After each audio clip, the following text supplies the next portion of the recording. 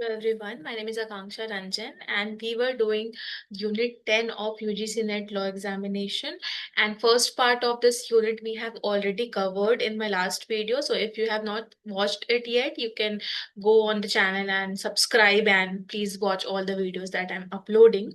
This is the second part where we will be discussing about the forms of government and rule of law. In forms of government, we will discuss about the presidential form of government, the parliament form of government, unitary form of government, federal form of government. Then there are different types of federalism. We'll discuss that with reference to India, USA, Canada, because that is given in your syllabus, and also rule of law. There are two types. One is normative and one is substantive. So this is the structure of today's video that we are going to discuss. So first of all, when we talk about two types of government, presidential and parliamentary, we all have studied constitution in unit 2, where we have studied that in India we do have the parliamentary form of government, right? So in the difference also, you will find out all the major features of our constitution to be given under the parliamentary form of government, and all the features that you have studied of USA, those will be the presidential form of government features. This is just a basic background so that you are able to relate with this. Now we'll start with the concepts.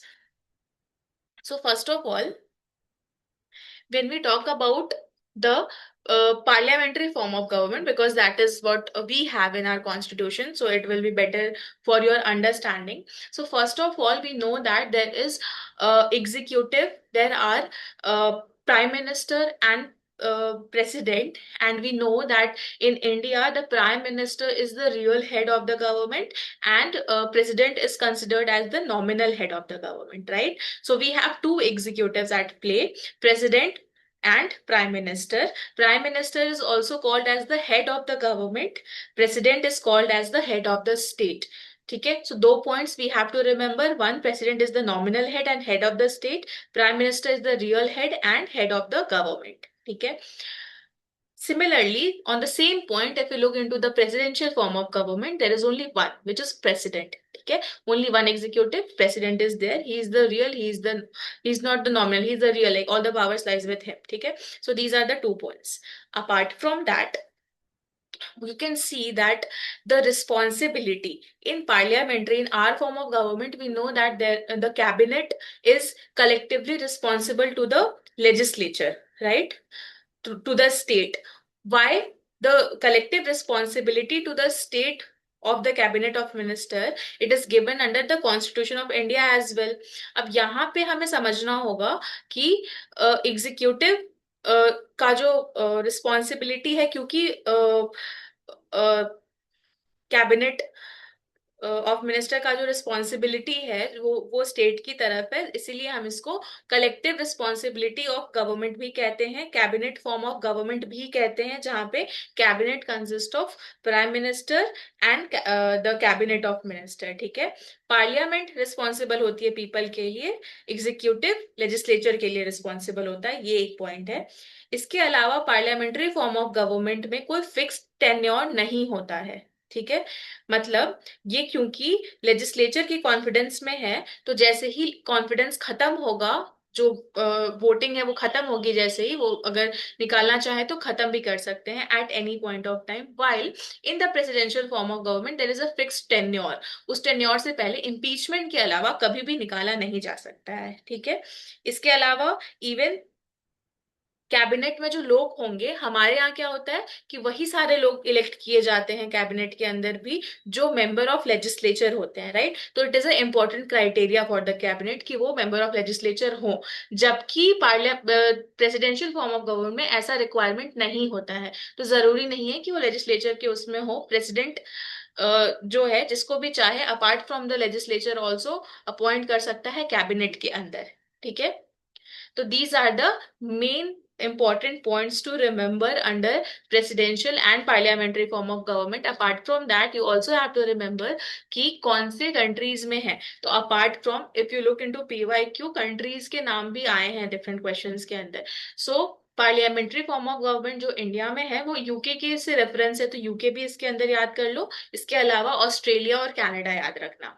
Presidential form of government USA हमें पता ही है, इसके अलावा Brazil है, Mexico है, इसके अलावा जो इंडोनेशियन कंट्री और फिलीपींस, ये सारे में भी प्रेसिडेंशियल फॉर्म ऑफ गवर्नमेंट ही आता है। ठीक है, so these are the two forms of government which are important, and these are the list of the major differences that we just discussed.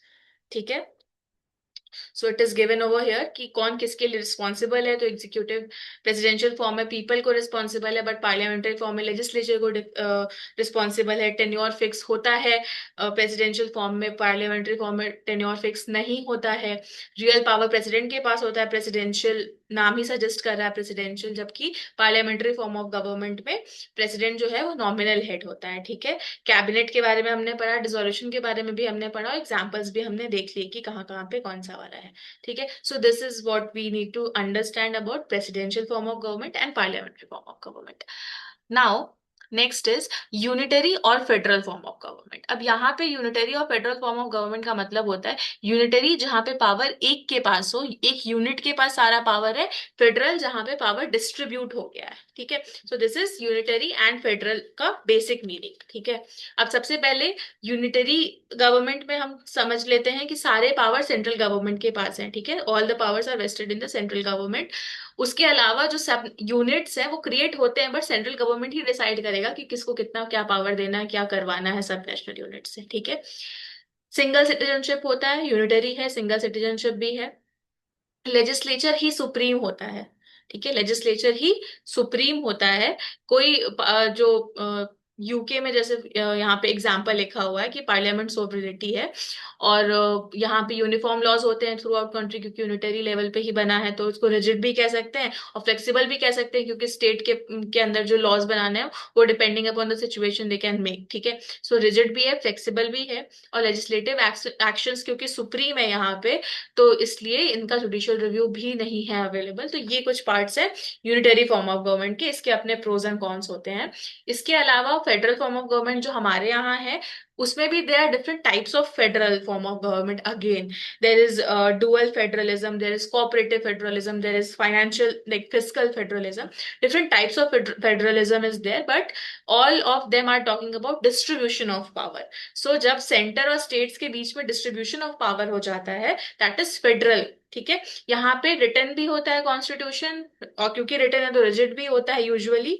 Judiciary जो है इंडिपेंडेंट होता है, मींस जुडिशियल रिव्यू होता है। डुअल सिटीजनशिप भी हो सकता है, सिंगल भी हो सकता है, सिंगल जैसे कि इंडिया में है, ऑल दो फेडरल गवर्नमेंट है। ठीक है, और डुअल फेडरलिज्म जैसे कनाडा का एक एग्जांपल है डुअल फेडरलिज्म के अंदर, उसके अलावा ऑस्ट्रेलिया का एग्जांपल लिखा हुआ है। ठीक है, so these are the federal government. इसके example USA, India, Australia, Canada, Germany है। यूनिटरी के यूके, फ्रांस, जापान और श्रीलंका है। ठीक है, so these are two forms of government. इसके बाद नेक्स्ट आता है these are the features of Indian constitution. जैसे कि यहाँ पे लिखा हुआ है कि कहा जाता है कि फेडरल हमारा जो गवर्नमेंट है वो फॉर्म में फेडरल है लेकिन यूनिटरी इन स्पिरिट है।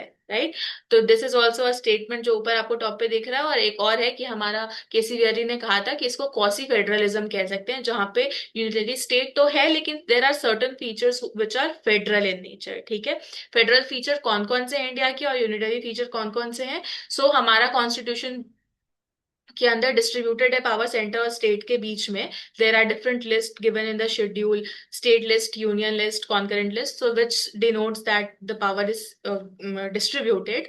जुडिशरी इंडिपेंडेंट है, जुडिशियल रिव्यू होता है, स्टेट्स का अपना ही लेजिस्लेचर और एग्जीक्यूटिव है। ठीक है, तो ये सब दिखाता है कि हमारे पास फेडरल फीचर्स है। यूनिटरी कहाँ पे दिखाता है, सिंगल सिटीजनशिप है, स्ट्रॉन्ग है सेंटर, मतलब जहाँ पे कॉन्स्टिट्यूशन में हम पढ़ते हैं ना कि जो भी रेसिडुअरी पावर है, अगर पावर नहीं डिसाइडेड है यूनियन में है कि स्टेट में, तो ऑटोमेटिकली यूनियन के पास चला जाता है, तो यूनियन इज सुप्रीम।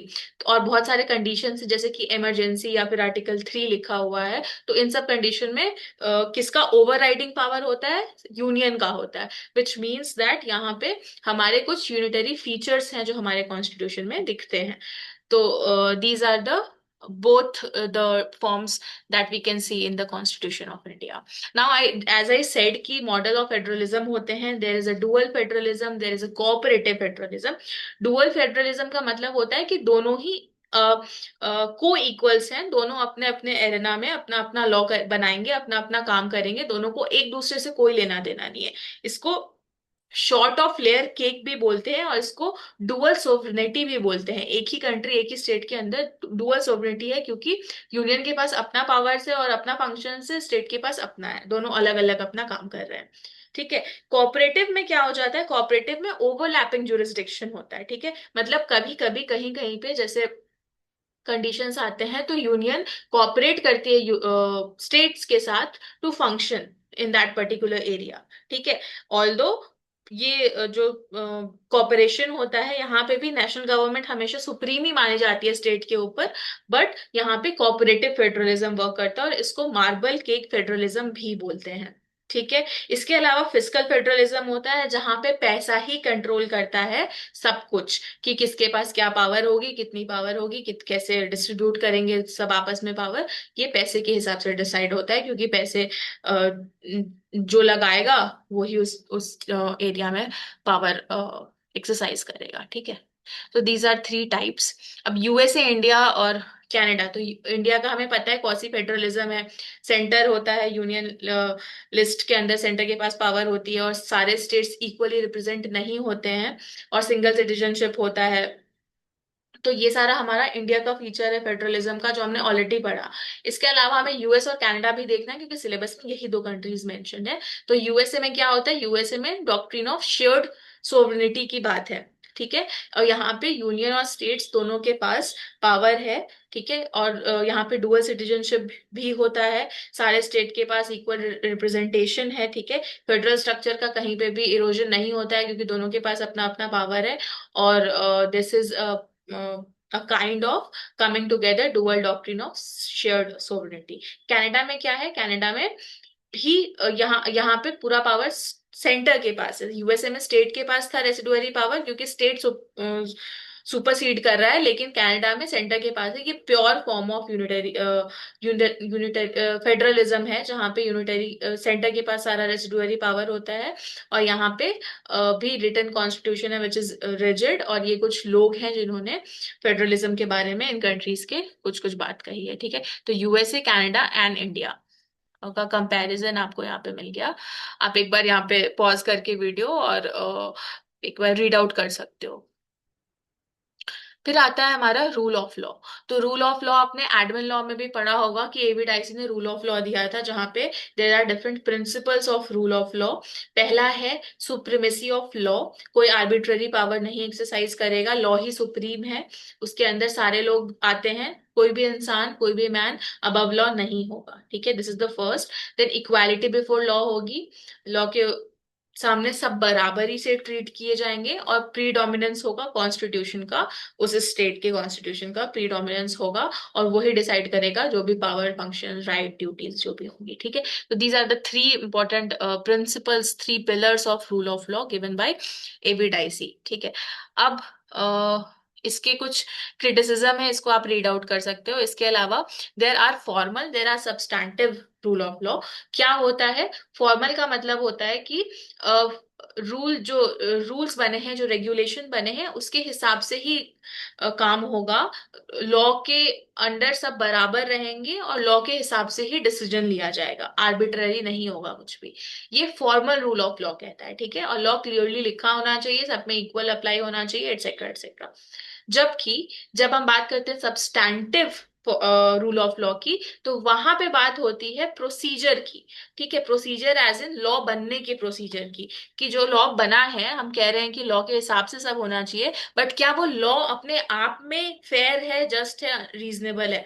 तो जो हमारा केस था, यहाँ पे लिखा हुआ है मेनका गांधी वाला केस, तो उससे पहले जैसे हमारा आर्टिकल 21 में लिखा हुआ था ना कि procedure has to be established by law, तो बाद में substantive version of rule of law को इंक्लूड करते हुए आफ्टर मेनका गांधी बात हुई कि वो जो प्रोसीजर एस्टैब्लिश्ड बाय लॉ है, that also has to be fair, reasonable and just in order to be a substantive rule of law, where we are considering the whether the law that has been made formally, whether that law is right or not. So that is substantive version of rule of law, and we have discussed about the formal version of rule of law. So yeah, apart from that, if you want to look into the difference between the formal and substantive, you can just uh, pause and look at the chart. Okay, Menka Gandhi we have discussed, and these are the people who have given their views about formal and substantive.